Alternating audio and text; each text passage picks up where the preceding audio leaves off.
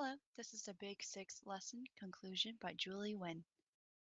Hi guys, this is Miss Nguyen, the school librarian, and I'm working with your classroom teacher to teach you guys about the fun research process called the Big 6.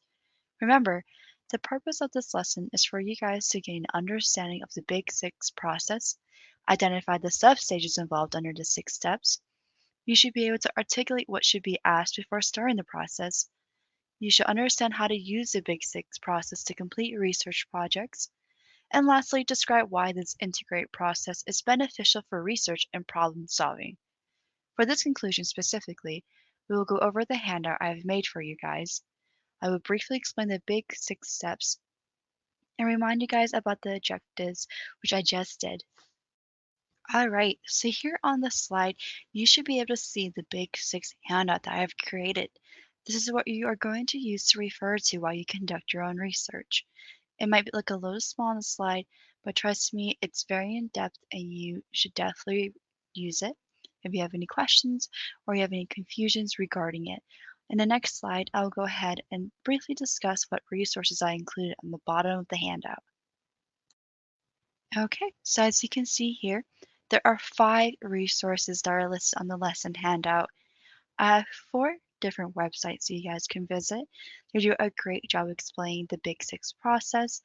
They include tips and other resources that you may find. I even include the original Big 6 resource website that's by the creators of the Big 6 process. Definitely play around with that website. For those who are my audio learners, I also include a video. I love to watch videos whenever I'm trying to learn about something. So definitely check these resources out. They are very helpful when you guys are conducting research. I will begin explaining the Big 6 steps briefly. Before step 1, we always have to plan. This is what you should do before any assignment or task. And starting the Big 6 process is ask yourself, what am I supposed to do? What is expected of me? What will it look like if I do a really good job? For your assignment, ask your teacher questions if you have any confusions regarding what is required. Look at the assignment's rubric. Also ask yourself, what do I need to find out to do the job? For step 1 of the Big 6 step, it will be task definition. Here, the 2 sub-stages are you define the information problem and identify information needed. So basically, you're going to define your assignment and identify information needed to complete it. So restate the assignment in your own words. What is the teacher asking you? What are you interested in learning? Here is where you would gather basic information about your topic by reading various sources. Also, it's important to talk to your teachers, parents, librarians. If you have any questions, that can also be very helpful. Step 2 is information seeking strategies. The 2 sub-stages are determine all possible sources and select the best sources. So here I would recommend making a list of all possible sources that you would like to use and then go through them and select the best ones. Definitely look for nonfiction items, news articles, reference books, databases that are offered by the library. This is where you're just going to go ahead and start searching for information about your topic. Ask your librarian, which is me, Miss Nguyen, if you need any help with search strategies and what are the best ways to look for items in the databases. Big 6 step 3 is location access. The 2 substages are locate sources intellectually and physically and find information within sources. This is where you're going to locate sources and find information within them. You can check out the library's databases, you can browse the webs, you can use search engines. I recommend consulting the library catalog or the library reference section. This is where you start mapping out your topic and subtopics. Step 4 is use of information. The 2 substages are engage. This can look like reading, hearing, viewing, and touching. And 4.2 is extract relevant information. So this is where you're going to be engaging with your sources that you found and you're going to extract the most valuable information.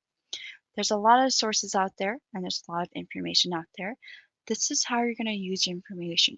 I recommend skimming and scanning to find information that addresses your topic. There's no need to read everything from top to bottom. You're going to look for keywords, pictures. You can read headlines, see if it pertains to what you're looking for. I recommend reading first and last paragraphs of articles, for example, the abstract, the introduction, the conclusion. This is a great way to find the right information without reading an entire article. And definitely take notes, summarize what you've learned, and remember, make sure you cite your sources. Big 6 step 5 is synthesize. The substages are organized from multiple sources and present the information. Here, you're going to play around with a few formats. If you're going to be using a paper to present your information, I recommend creating an outline. If you're doing a PowerPoint, I recommend using bullet points and images to demonstrate your information. It depends on what you're working with, but definitely practice presenting your information effectively. You don't want to overcrowd your slides, nor do you want to have not enough and leave your audience confused. Lastly, know your audience. Who are you presenting information to? What do they want to learn from it? And lastly, step 6, evaluation.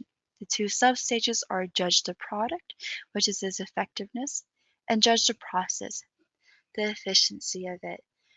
This is where you judge your own work. Did you meet your objectives? Do you remember how in the beginning we were planning and answering or asking questions? Here's where you're going to answer those questions. You're going to judge the quality of your work and the quality of your presentation. This is where you're going to also check for accuracy, content, and making sure that everything makes sense. And here's also where you can be creative. And that's it, guys. This is the end of the conclusion video. We went over the lesson objectives again. We talked about the handout and what you should expect from it and how to use it. We briefly went over the big 6 steps and the 2 substages, and I also gave you ways that you can use it to conduct your research. I hope you guys have a great day. Thank you for watching.